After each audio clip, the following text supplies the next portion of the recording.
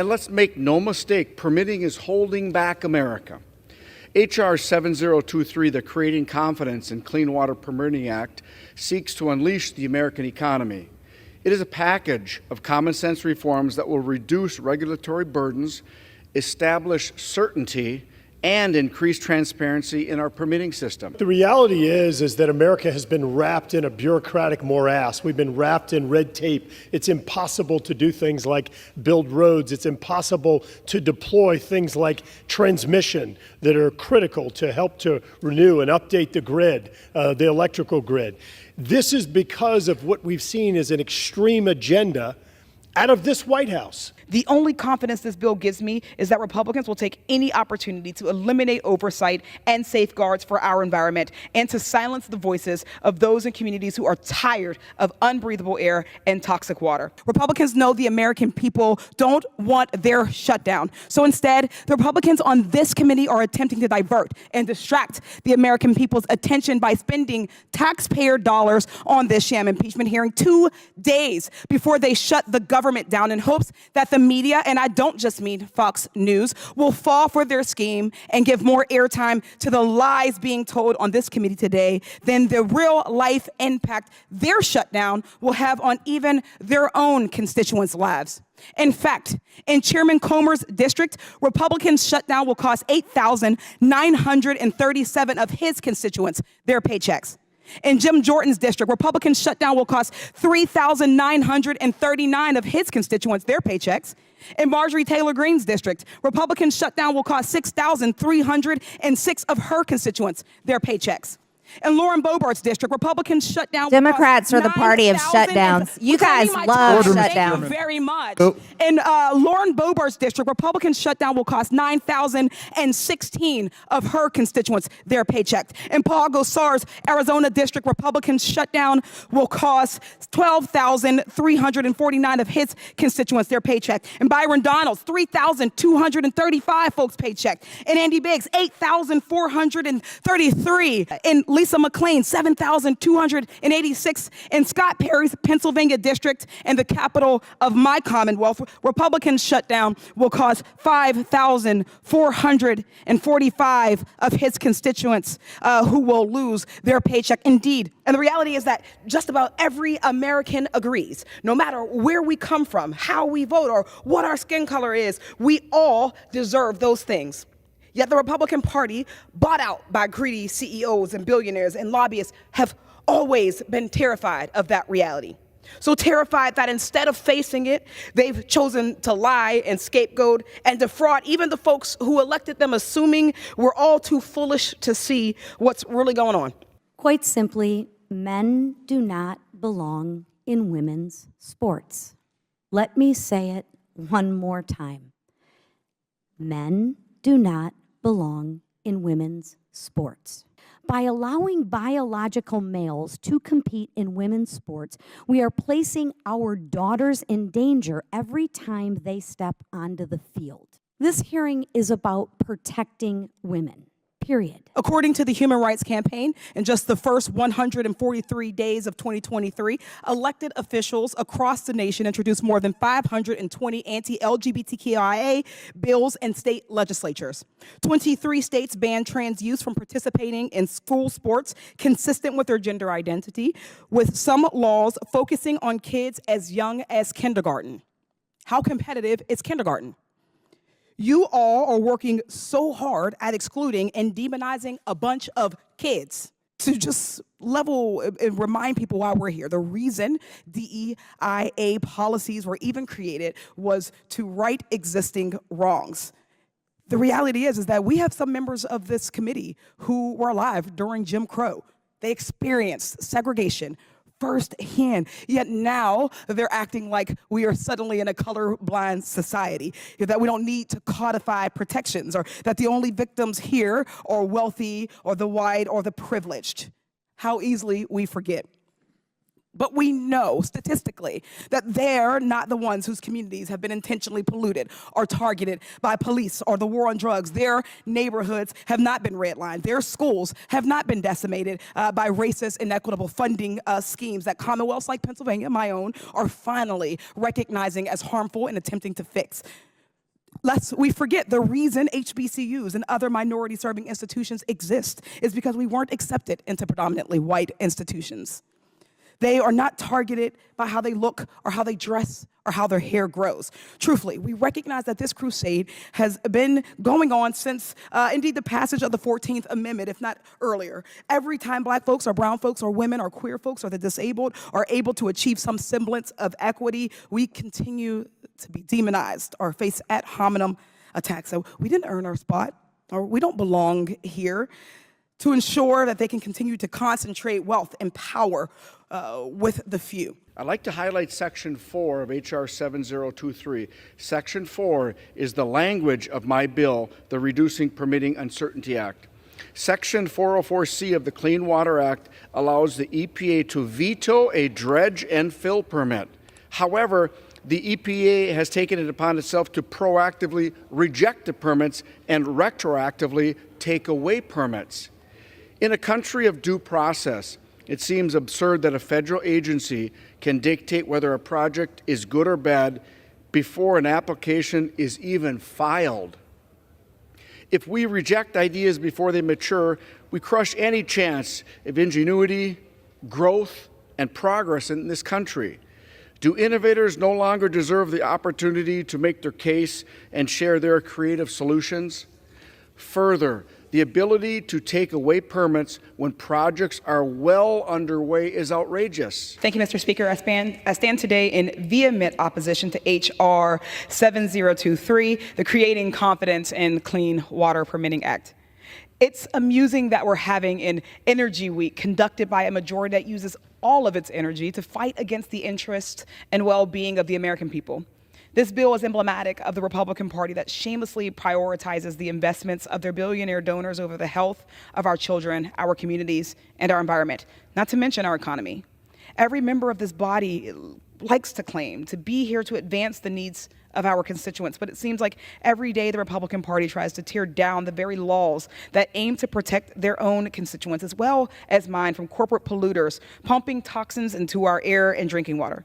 It seems like every day they fight to repeal the investments that are creating thousands of good-paying union jobs in districts like mine, lowering our energy bills, and creating a healthy, livable future for our kids. Pittsburgh is the 22nd most polluted city in the nation, and this year was the first year that we didn't get a failing grade from the American Lung Association. So I know far too well from what happens when corporate polluters are absolved of responsibility and accountability for their actions, which several portions of this bill seek to enable. I'm proud to fight against those who seek to endanger our communities, endanger our children, through polluted air and tainted water, just so they can give another handout to the billionaires and big oil CEOs who bankroll their campaigns.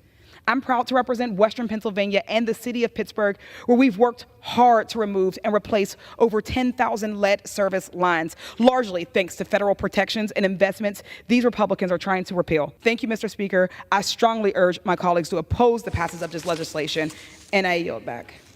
Thank you, Mr. Chairman. 3 hours and 45 or so minutes into this, the Republicans' own witnesses have confirmed that they have seen no evidence of any evidence. I think that if my Republican colleagues had a so-called smoking gun, they would have presented it by now and would have talked about it nonstop. Can the gentlelady read a bank statement, an email, a text message? Are you asking her to yield, reclaiming Mr. my Chairman? time? Thank you. All right. Reclaiming my time. Instead, we're sitting here with no fact witnesses and no evidence in this sham so-called impeachment to distract from their inability to fulfill their basic duty to fund and run our government. When you add it all up, Republicans' shutdown will cost 217,583 of their constituents on this committee's paychecks, their income for who knows how long. Let that sink in for a second. Those are our mothers, our fathers, caretakers, brothers, sisters, moms, dad, grandmas, grandpas, friends, neighbors, beloved community members, veterans who won't know how their food or medicine will be paid for or where their rent money is coming from. Many of them vote Republican, but I bet you not one of them cares more about Hunter Biden's laptop or helping Kevin McCarthy keep his gig as leader or speaker of his dysfunctional caucus than they care about receiving their paycheck and making their ends meet. And so the Republicans on this committee are betting that we'll spend this hearing engaging in partisan bickering over their favorite buzzwords rather than talking about how the MAGA shutdown will crush all of our constituents. To be honest, I don't quite care about private citizen Hunter, whom the proper authorities are dealing with, or the cable news culture war distractions. I care about the 7 million babies, children, mothers across this country who after Sunday will lose access to food and formula, over 10,000 in my district alone. I care about 300,000 families of 20,000 veterans who after Sunday could face eviction from their homes. Rare diseases and cancer patients whose experimental trials will be delayed for months.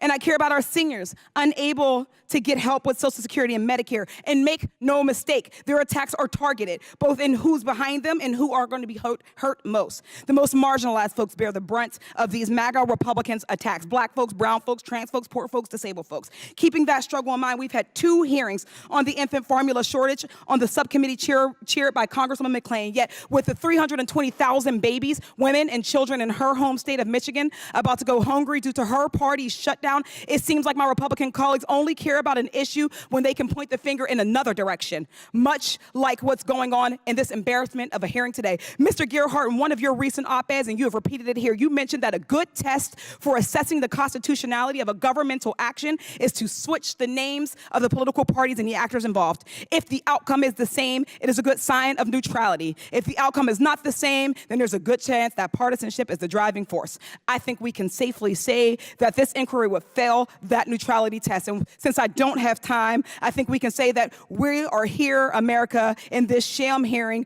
prioritizing the political needs of the Republican Party, pushing a lie for Donald Trump as you go hungry and you lose your homes. Shameful. Thank you, Mr. Speaker. I rise today on behalf of the grandmas and grandpas and moms and dads and neighbors and beloved community members who spent their entire lives paying into Medicare out of their own paychecks on the sacred promise that they could retire with health and dignity, only to have that promise betrayed by today's Republican Party. I stand here on behalf of our aging parents and sons and daughters fighting mental illness, loved ones who are cancer patients and stroke survivors, workers injured on the job, orphaned children, and siblings with disabilities whose access to food, shelter, medicine, and dignified retirement depends on Social Security that Republicans are hell-bent on tearing away. In Pennsylvania alone, 2.8 million folks depend on Medicare, 227,727 in Allegheny County, 2.9 million depend on Social Security, nearly 150,000 in my district alone. Every one of them deserves to retire in dignity with access to health care. Every one of them deserves a Congress where every member has the decency to honor that sacred promise not to leave our families behind at the hardest moments of their lives. So let me break it down. First, Republicans passed tax handouts for their filthy rich donors, promising a trickle-down miracle that never has and will never happen, from Reaganomics to the Trump tax scam. Then, when their tax scam causes the economy to slow and deficits to grow, they refuse to correct their mistake. Instead, they blame immigrants, poor folks, black folks, and brown folks. Next, Republicans pretend to panic and call for devastating cuts to Social Security and Medicare that would force Americans to work longer for less and tear away their hard-earned retirement and end Medicare as we know it, reducing spending. Then they call for more handouts for their billionaire donors and corporate polluters, hoping that you'll settle for tearing away your neighbors' lifelines to protect your own right to retire in dignity, forcing us to the brink of catastrophic shutdown or debt ceiling crises until we clean up their mess. Then they repeat the cycle, hoping enough of us will forgive and forget their scheme to tear away Medicare and Social Security and believe their lie that they were only after food assistance or health care or housing for poor folks, not your earned benefits, when the truth is that they always were and always will be after it all. As I speak, Republicans on the Budget Committee are holding a hearing to establish a death panel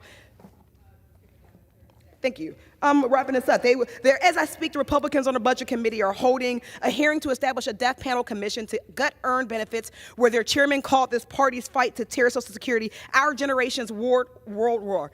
At a time when the majority of Pennsylvania say they struggle to afford health care and half are delaying getting the Medicare they need because they can't afford it, we as Democrats have an obligation to fight not only Social Security, to protect Social Security and Medicare, but to expand them.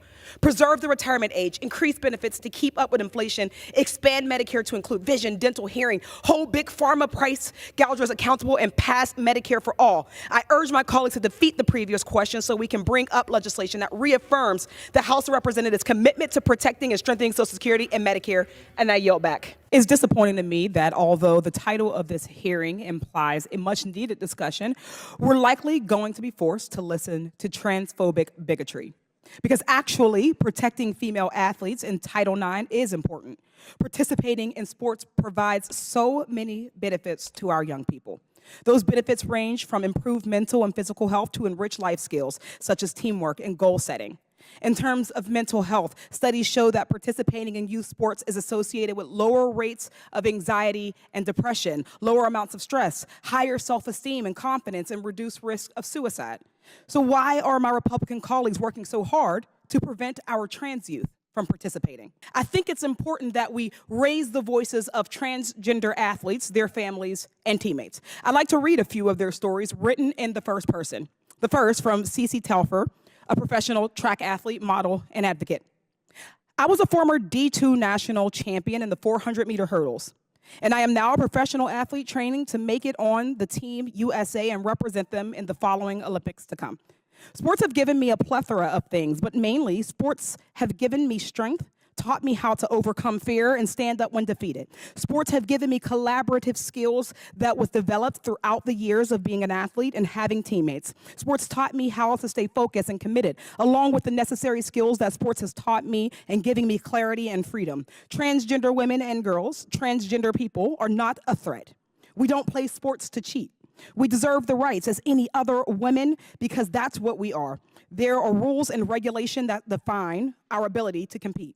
The narrative that builds on myself and trans kids in the community is negative and dehumanizing. It feels as though people don't want us to exist. And in order to change the narrative, because we do exist, and we're not going to stop existing, we need to stop these anti-trans bills. They are dehumanizing and kids are dying. Instead, I believe the government should step up and support trans people on all levels to show that we are seen and have rights and are people just like everybody else.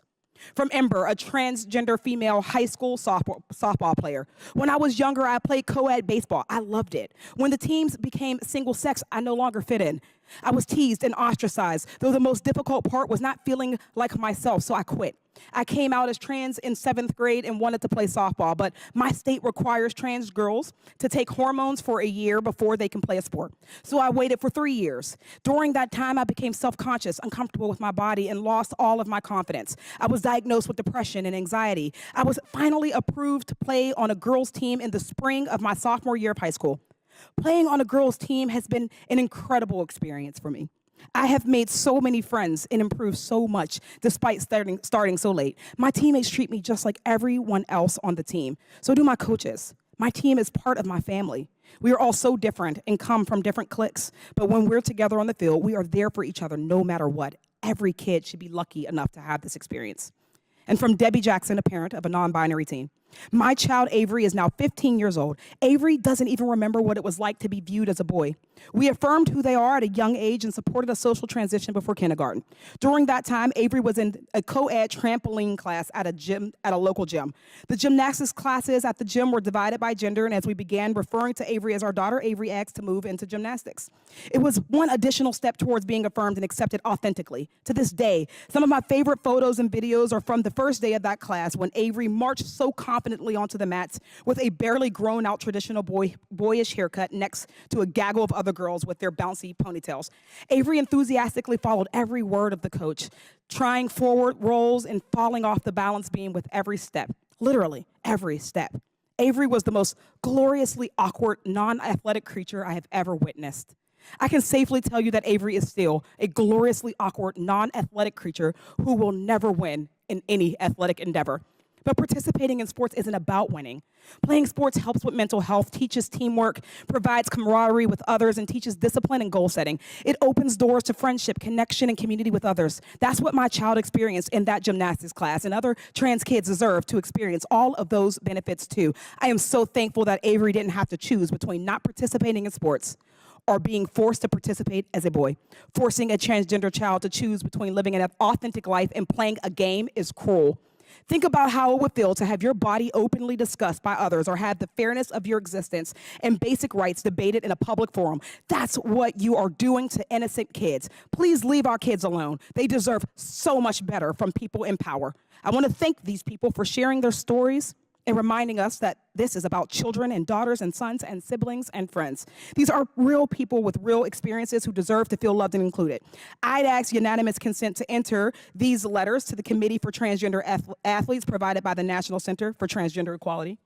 Without objection, so ordered. Thank you. Sports are a vital aspect of education that offers important lessons. Athletics allows young people from diverse backgrounds to engage in healthy movement and play, learn how to work as a team, and form meaningful connections. Madam Chair, I ask that while we sit through this hearing and hear the hateful misinformation I'm sure is going to come our way, let us not forget that children are at the core of this issue. I yield back.